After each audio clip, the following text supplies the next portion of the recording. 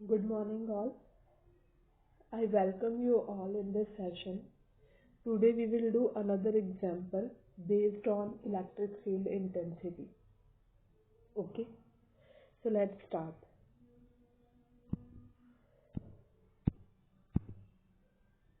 So, our question is an electron falls through a distance of 1.5 centimeter in a uniform electric field of magnitude 2 into 10 raised to the power 4 Newton per Coulomb. The direction of electric field is reversed, keeping its magnitude unchanged, and proton falls through the same distance. Compute the time of fall in each case. Contrast with that of free fall under gravity. This is example 1.8 in your NCERT. Okay. So basically in this question हमें एक electric field given है. Okay. जो electric field का setup है वो figure में given है. Okay. तो एक्चुअली में क्या है कि कुछ इस टाइप की फिगर है इसकी. You can see there are two figures given. Question में भी लिखा है कि हमारे पास इलेक्ट्रिक फील्ड है 2 into 10 raised to the power 4 newton पर कूलम उसका मैग्नीट्यूड है और उसमें एक इलेक्ट्रॉन आ रहा है. अगर आप डायरेक्शन को रिवर्स कर दोगे तो उसमें एक प्रोटॉन आ रहा है. Plus E means proton, minus E means electron. Direction of electric field होती है positive to negative charge. Okay. आप फिगर में भी दे सकते हो. दोनों में जो ब्लू एरोज है वो इंडिकेट कर रहे हैं डायरेक्शन ऑफ इलेक्ट्रिक फील्ड. जो ब्लू एरोज है it is indicating direction of electric field. Okay. तो अब आपको एक चीज ये ध्यान रखनी है कि जब भी कोई negative charge particle electric field में एंटर करता है तो जो उसके फोर्स लगता है ना वो अपोजिट डायरेक्शन ऑफ फील्ड लगता है. ठीक है. फोर्स का मतलब क्या होगा कि पार्टिकल चलने लगेगा. ठीक है. आप किसी भी ऑब्जेक्ट पे फोर्स लगाते हो तो क्या होता है, मूवमेंट होती है ना. सिमिलरली इलेक्ट्रिक फील्ड भी जब फोर्स लगाएगा तो इलेक्ट्रॉन चलने लगेगा. किस डायरेक्शन में चलेगा?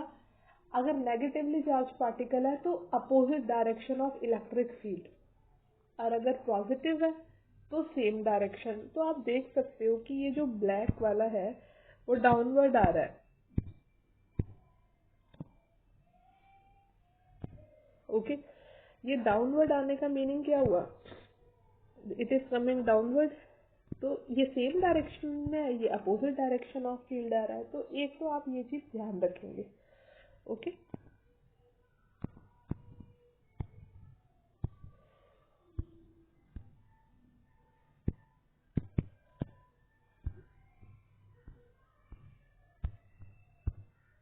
यहाँ पे आप इस स्लाइड में देख भी सकते हैं what is written.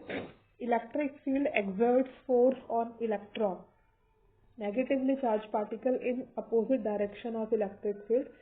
Electric field exerts force on proton, positively charged particle in the same direction of electric field.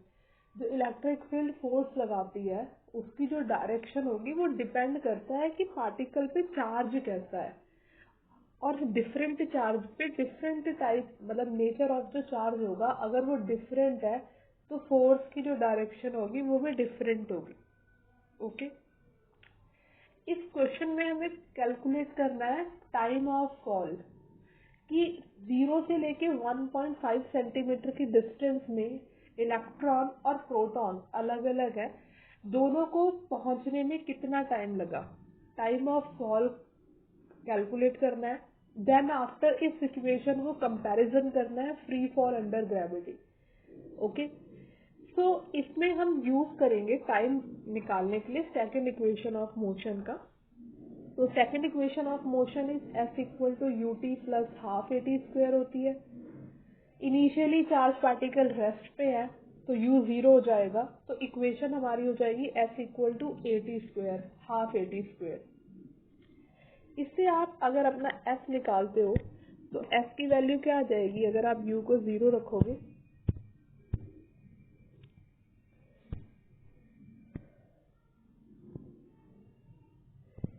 S equals to half A t square and then t will come under root 2s by a. This will come. Okay, time निकालने का formula आ गया. s क्या है? s speed नहीं है यहाँ पे, s is a distance और डिस्प्लेसमेंट होती है. ओके, तो इट इज 1.5 सेंटीमीटर. कितनी गिवन है? 1.5 centimetre in the question. So 1.5 centimetre को कन्वर्ट करना पड़ेगा मीटर में. So to convert 1.5 centimeter into meter, you will multiply with 10 raised to the power minus 2, then it will become. Acceleration भी given नहीं है question में. Acceleration के लिए आप इस फॉर्म का यूज करोगे. F equals to Q E होता है. F की वैल्यू आप एम ए रखोगे और A क्या आ जाएगा? Q E by M. ये बहुत इंपॉर्टेंट इक्वेशन है. A equals to Q E by M. Okay, यानी एक्सीलरेशन किसी भी पार्टिकल पे कितना प्रोड्यूस होगा जब वो इलेक्ट्रिक फोर्स की वजह से मूव करेगा. ठीक है, Q E by M. Understood? So this is the acceleration in the electric due to electric force. Okay, तो इस इक्वेशन का याद रखेंगे. ठीक है, इसमें मास आ रहा है. ओके, तो अगर आप फॉर्मूले में देखो 2s बाई ए में अगर आप इसे पुट करो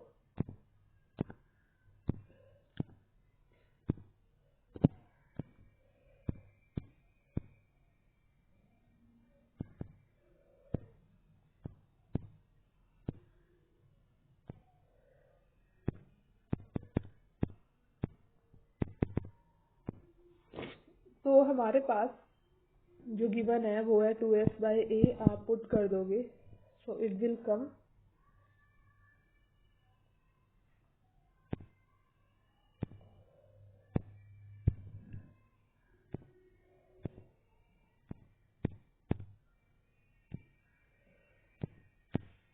it is coming t equals to what is coming t equals to 2s by a की वैल्यू हम पुट कर देंगे q e by m. so this is the equation. Now आप देख सकते हो कि आपको टी में सब कुछ पता है. f 1.5 सेंटीमीटर गिवन है. Mass of electron 9.1 into 10 to the power minus 31 kg होता है. चार्ज होता है आपका 1.6 into 10 to the power minus 19 coulomb. Okay, electric field की वैल्यू गिवन है 2 into 10 to the power 4 newton पर कूलम. ठीक है, अब हम यहाँ पे आप एक चीज समझेंगे कि जब आप वैल्यूज को रखेंगे, ओके, तो आपकी वैल्यू आएगी टाइम की. एक चीज मैं आपको इसमें ये हेल्प कर सकती हूँ कि जो Q बाय एम है इलेक्ट्रॉन के लिए, ठीक है, Q अपॉन एम. ओके, यानी E बाय एम भी बोल सकते हैं. इसकी वैल्यू फिक्स तो नहीं, मतलब एक काफी ज्यादा यूज्ड वैल्यू है कूलम पर केजी. इसको आप डायरेक्टली यूज कर सकते हो. Q by M means E by M 1.8 into 10 to the power 11 coulomb पर केजी. ये कैसे आया? जब आप 1.6 into 10 to the power minus 19 को डिवाइड करोगे 9.1 into 10 to the power minus 31 kg से, तो ये आता है. क्योंकि ये एक्चुअली में इसे हम बोलते हैं charge to mass ratio of an electron. ये इलेक्ट्रॉन के लिए, इसे आप प्रोटॉन में नहीं रख सकते. क्यों? क्योंकि प्रोटॉन में mass is different. Although the charge is same but the mass is different. So that's why charge to mass ratio of proton is different from the electron. Understood? Okay, तो आप इसे सॉल्व करोगे तो आपको time of fall आ जाएगा. Okay, then दोनों के लिए निकाल लोगे आप. अब आपका क्वेश्चन था कि आपको कंप्यूट करना है विद दी ग्रेविटी. ठीक है, तो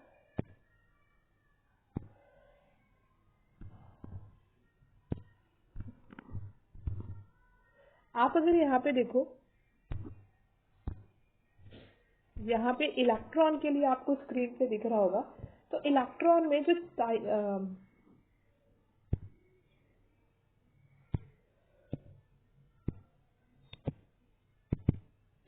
यहाँ पे जो A है that is not A, it is actually time.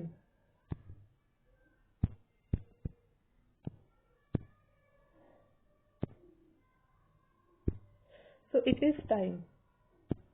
Okay, it is time.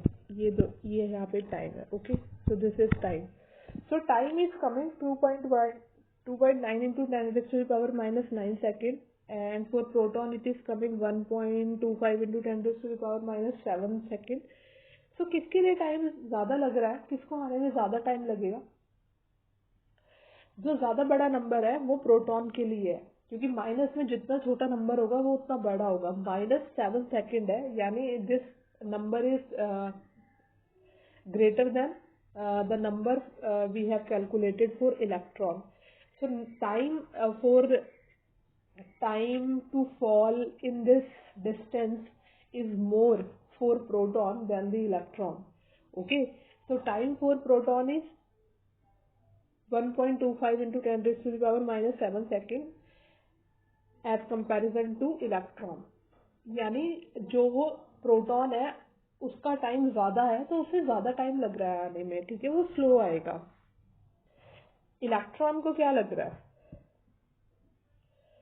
Come time लग रहा है. ओके,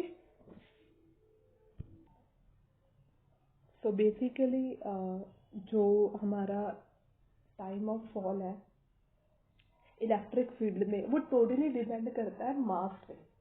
कोई हैवी पार्टिकल है ना तो उसको आने में ज्यादा टाइम लगेगा यहाँ पर. ठीक है, और जो लाइटर पार्टिकल है वो जल्दी आ जाएगा. रीजन क्या बताओगे इसका, ऐसा क्यों हो रहा है? आप एक्सीलरेशन के फॉर्मूले में देख सकते हो कि इट इज QE/m है. Okay, acceleration is totally depending on the mass of the particle. Mass inversely proportional है. जिसका मीन्स है जिसका मास कम होगा वो ज़्यादा एक्सीलरेट होगा और उसकी स्पीड जल्दी चेंज होगी और उसे टाइम भी कम लगेगा. ठीक है, तो एक 1 मार्क का क्वेश्चन भी आपको ऐसे बन सकता है नॉर्मली कि if in the same uniform electric field electron and proton are kept, which particle will come soon? Okay, so the answer will be electron, because the acceleration on the electron will be more, because from the formula we can say that acceleration is inversely proportional to the mass.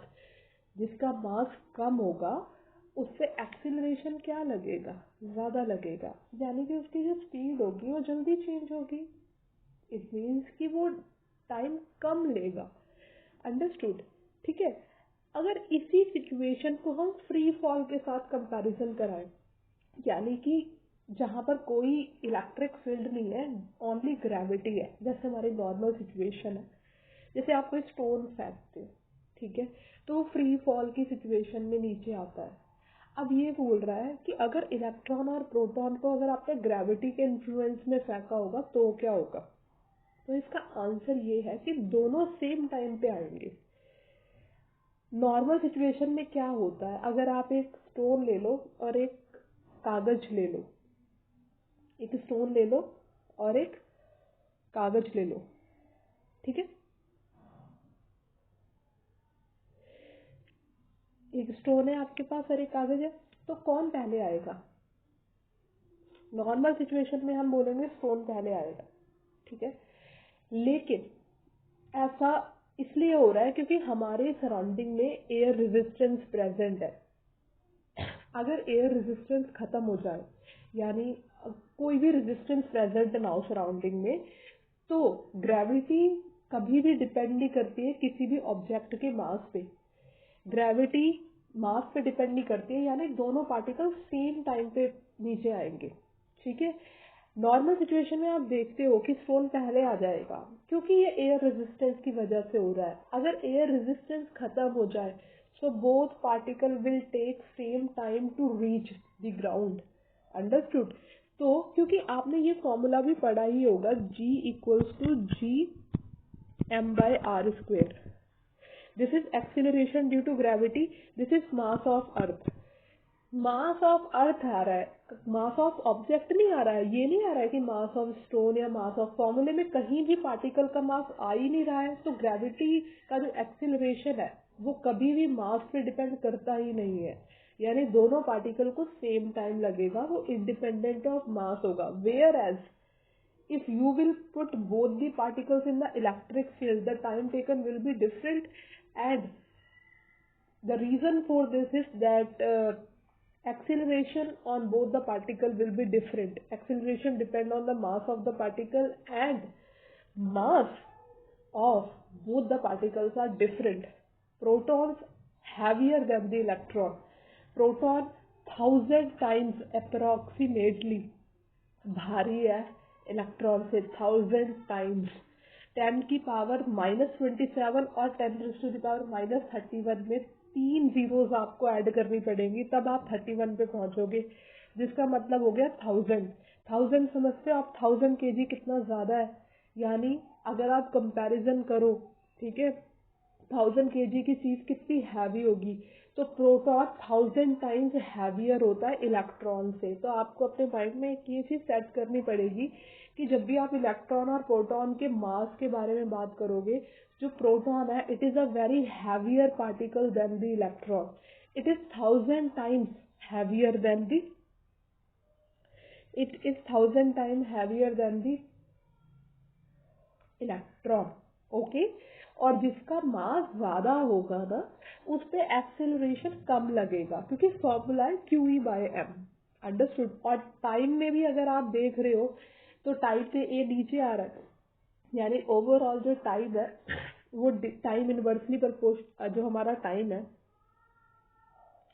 वो inversely proportional ए हो गया ना, यानी ज्यादा time किसे लगेगा, जिसका ए कम होगा. ए किसका कम होगा, प्रोटॉन का कम होगा. ठीक है, आप इन सब चीजों को पॉइंट्स में लिखेंगे. ठीक है, जो मैंने आपको समझाया इन्हें आप पॉइंट्स में लिखेंगे. ओके,